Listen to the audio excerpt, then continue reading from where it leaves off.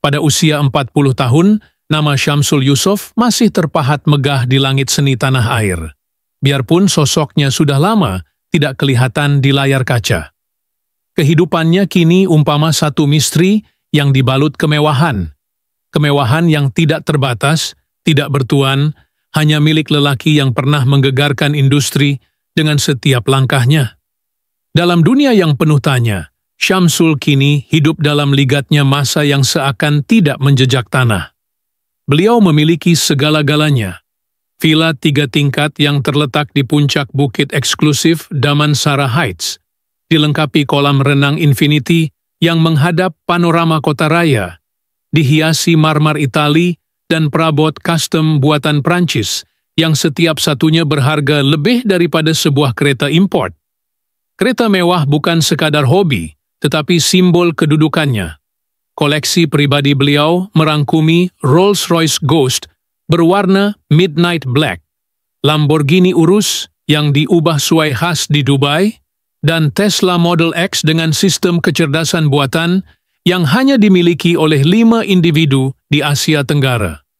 Setiap hari, kalaupun beliau memandu, yang jarang berlaku karena lazimnya pemandu pribadinya sudah siap sedia, kereta-kereta itu ditukar seperti menukar jam tangan, yang juga tidak kurang hebatnya. Syamsul merupakan antara segelintir rakyat Malaysia yang memiliki jam tangan Richard Mille edisi terhad.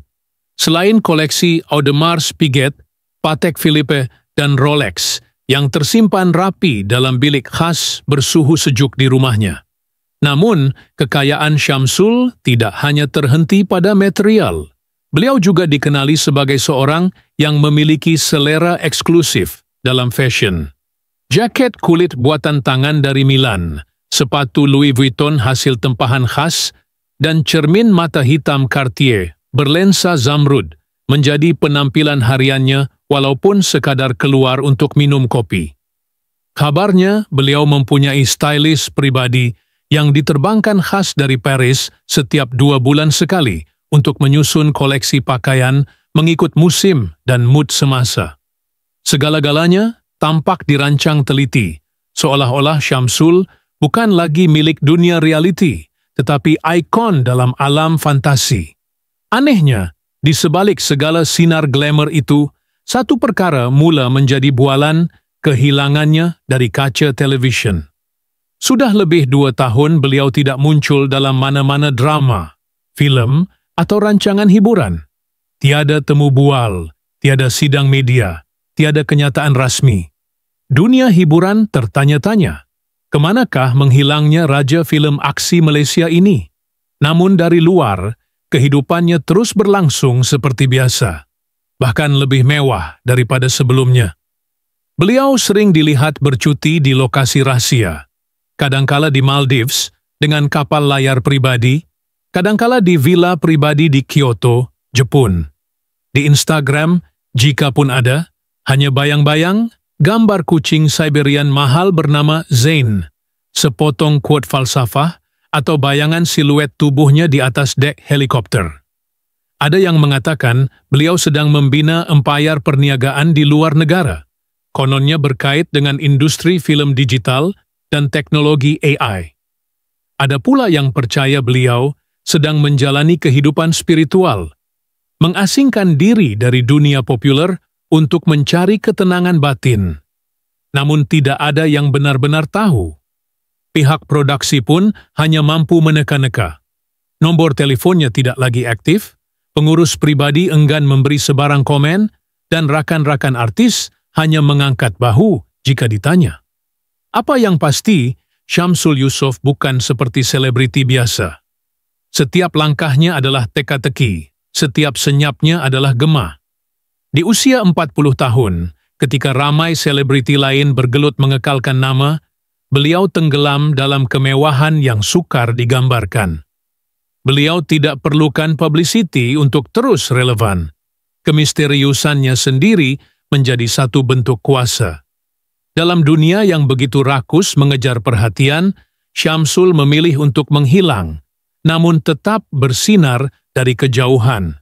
Namun, pada suatu hari yang sunyi, Ketika langit Kuala Lumpur diselubungi awan kelabu dan hujan renyai-renyai membasahi jalan, satu berita mula tersebar perlahan-lahan di media sosial. Tanpa sebarang pengumuman rasmi, tanpa sidang akhbar, sekadar satu foto kabur, dipercayai diambil secara curi-curi dari sebuah lapangan terbang pribadi di Geneva, Switzerland. Seorang lelaki yang sangat menyerupai Syamsul Yusof, berjubah serba putih, berkaca mata hitam, dan dikelilingi oleh dua orang lelaki Arab berpakaian jubah tradisional sedang berjalan menuju ke jet pribadi. Foto itu menjadi perbualan hangat. Peminat mula menyoal, media mula menyiasat. Siapa lelaki itu? Kemana destinasinya? Dan kenapa dia muncul selepas bertahun-tahun menghilang? Dalam tempoh 24 jam, akaun Instagram lama milik Syamsul Yusof yang sudah berhabuk tiba-tiba dikemas kini. Tiada gambar, tiada kata-kata panjang. Hanya satu caption ringkas yang menggegarkan ruang digital. Terima kasih kerana masih menunggu. Inilah aku. Dan inilah pengakhiran serta permulaanku. Ribuan komen membanjiri ruangan tersebut. Ada yang menangis kerana rindu.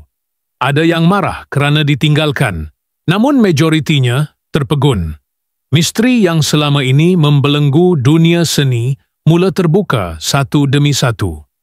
3 hari kemudian, dokumentari eksklusif bertajuk Syamsul di sebalik lensa disiarkan secara serentak di Netflix, YouTube Premium, dan Astro First. Ia menampilkan rakaman pribadi yang tidak pernah disiarkan sebelum ini. Detik-detik hidupnya selepas mengundurkan diri dari dunia hiburan.